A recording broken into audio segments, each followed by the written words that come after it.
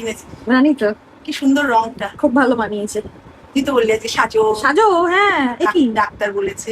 বলেছে তো, জ্যোতি ম্যাম তো বলেছে যে সবসময় সেজে গুজে আগের মতো টিপটপ হয়ে আসতে। দেখি, বাহ, খুব সুন্দর লাগছে। তার নাম নিয়ে নিয়ে মন ভেঙে যায়।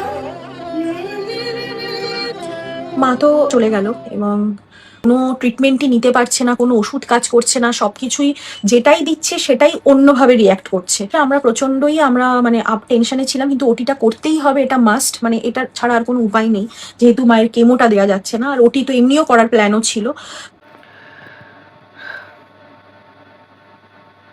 টলিউড ইন্ডাস্ট্রির অন্যতম অভিনেত্রী এশা ভট্টাচার্য এবং তার মেয়ে, তিনিও অভিনয় করেন, চেনেন সবাই। তো এশা ভট্টাচার্য ক্যান্সারে ভুগছেন এবং এটা নিয়ে রীতিমতো সোশ্যাল মিডিয়াতে ট্রোল, ট্রেন্ডিং দুটোই হচ্ছে। প্রেরণা ভট্টাচার্যের মা এশা ভট্টাচার্য, তো প্রেরণা মাঝে মধ্যে কিছু আপডেট ফেসবুক বা ইউটিউবে দিচ্ছে যে তার মায়ের এক্স্যাক্টলি কী হয়েছে। আসলে ব্যাপারটা হচ্ছে যে তার মায়ের ব্রেস্ট ক্যান্সার হয়েছে। তো কেমোথেরাপি বা রেডিয়েশন নেওয়ার মতো কন্ডিশনে না থাকার জন্য তার মায়ের ব্রেস্ট দুটো বাদ দিতে হয়েছে। রিসান হসপিটালে তার ট্রিটমেন্ট চলছে। ঘটনা হচ্ছে যে এখানে কিছু প্রসেস থাকে, সেই প্রসেসগুলি এখানে বলেছে যে ইউজুয়ালি ফার্স্টে বায়োপসি হয়, দেন তারপর পেট সিটি স্ক্যান হয়। পেট সিটিতে বোঝা যায় যে কোথায় কোথায় এই কার্সিনোমা বা ক্যান্সার স্কেলগুলো রয়েছে এবং সেইগুলোকে ডিটেক্ট করার জন্যই পেট সিটিটা করা হয়। তাদের দেখা গেছিলো যে তার লাংসের ওখানে একটা ছোটো টিউমার মতো হয়েছে এবং ব্রেস্ট ক্যান্সারে মানে ব্রেস্টে ছড়িয়েছে।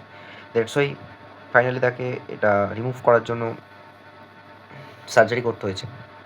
ঘটনাটা হচ্ছে, আমি কেন এই ভিডিওটা করছি, ঘটনাটা হচ্ছে যে যেগুলো দেখছি, মানে যে আপডেটগুলো দেখতে পেয়েছি, সেগুলো থেকে কিন্তু অনেক কিছু মানে পজিটিভলি যদি আপনি নেন, মানে ক্রিটিসাইজ না করে যদি পজিটিভলি জিনিসগুলোকে নেন, তাহলে বুঝবেন যে রোগ তো কখন আসবে কেউ মানে কাউকে বলে আসে না। সেই রোগে সেটা কোনো সেলিব্রিটির হচ্ছে না নর্মাল মানুষের হচ্ছে, সেটাও ঠিক না। হ্যাঁ, অবশ্যই এশা ভট্টাচার্য, প্রেরণা ভট্টাচার্য তারা টলিউড ইন্ডাস্ট্রির সাথে যুক্ত, তাদের পরিচিতি রয়েছে, আর্থিকভাবে তারা সক্ষম। আবার এটাও ঠিক কথা যে এই রোগটাকে জয় করতে গেলে মনের জোর লাগে।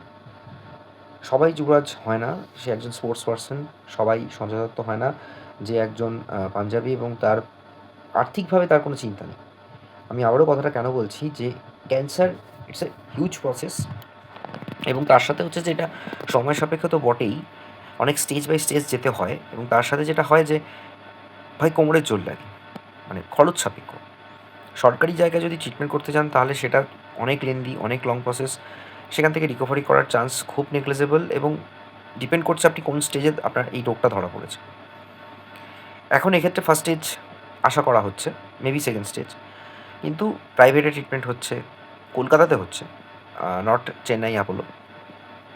কলকাতাতে এখন ট্রিটমেন্ট অনেক উন্নত হয়েছে, অনেক বড় বড় হসপিটাল গ্রুপ এখানে এখন ক্যান্সারের ইনস্টিটিউট করেছে, রিসার্চ ইনস্টিটিউট। বিষয়টা হচ্ছে যে এই ক্যান্সার, আমি আবারও বললাম যে বাইরের দেশে যতটা উন্নত ট্রিটমেন্ট হয়, আমাদের দেশ অনেকটাই পিছিয়ে।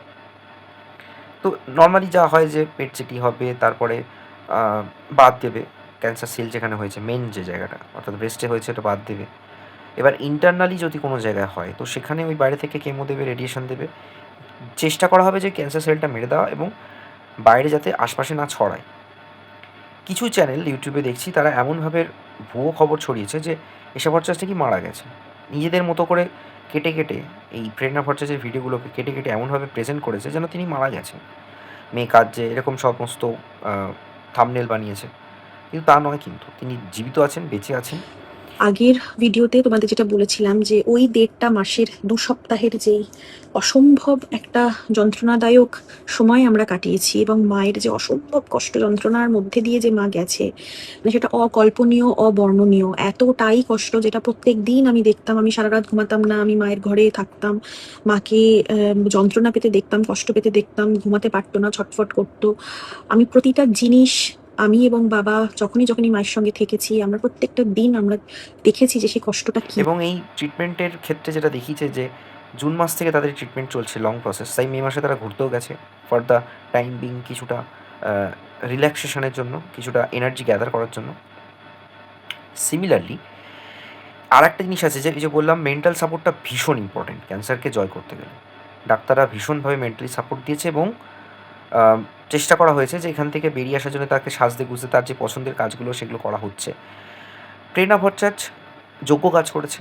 এখনকার দিনে খুব কম ছেলেমেয়ে যাদের বাবা মায়ের জন্য এতটা কেয়ারফুল হয়, দেখে ভালো লাগলো যে তিনি একজন টিভি সিরিয়াল অ্যাক্ট্রেস হয়েও তার কাজকর্ম ছেড়ে তিনি মায়ের যে সেবা করছেন। কাজ সারা জীবন থাকবে, বাবা মাকে আগে সেবা করতে হবে। আমার মনে হয় সেটা বেশি দরকার, সেটাকে প্রায়োরিটি দেওয়াটা ভীষণ দরকার। তিনিও তার কাজকর্ম ছেড়ে যে এই মায়ের জন্য সময় দিচ্ছেন, মাকে নিয়ে পড়ে আছেন, এটা দেখে আমার খুব ভালো লাগলো। এটা সত্যিই প্রশংসনীয়। আর তার সাথে এই আপডেটগুলো দিচ্ছে, তাতে যারা অন্যান্য ক্যান্সার রোগী তারা কিছুটা মোরাল সাপোর্ট পাবে। হ্যাঁ, দেখো এইভাবে থাকতে হয়, তবেই ক্যান্সারকে জয় করা সম্ভব।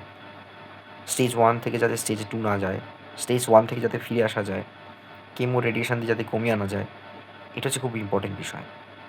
অবশ্যই আর্থিক যোগ্যতা বা আর্থিক সঙ্গতি থাকাটা দরকার। সরকারি জায়গায় ট্রিটমেন্ট হয়, প্রসেসে থাকতে হবে। ভালো লাগলো এটা দেখে যে প্রেরণা ভট্টাচার্য তার মায়ের এই সেবাটা করছে। ব্রেস্ট ক্যান্সারে ব্রেস্ট অপারেশন দিয়ে বাদ হয়েছে ঠিকই, কেমো রেডিয়েশনের মাধ্যমে তিনি যদি আবার সুস্থ জীবন ফিরে পান, এবং আশা করছি ফিরে পাবেন, যদি বলে নয়, ফিরে পেতে হবে, তাহলে সামনের দিনে যারা এই রোগে ভুগছেন, কর্কট রোগে, তারা অনেকটা সাহস পাবেন যে এই রোগকেও জয় করা সম্ভব। হ্যাঁ, অবশ্যই তার জন্য proper guideline, proper treatment, thoroughly treatment, ধৈর্য ধরে রাখাটা ভীষণ দরকার। Stay tune on Bong stories.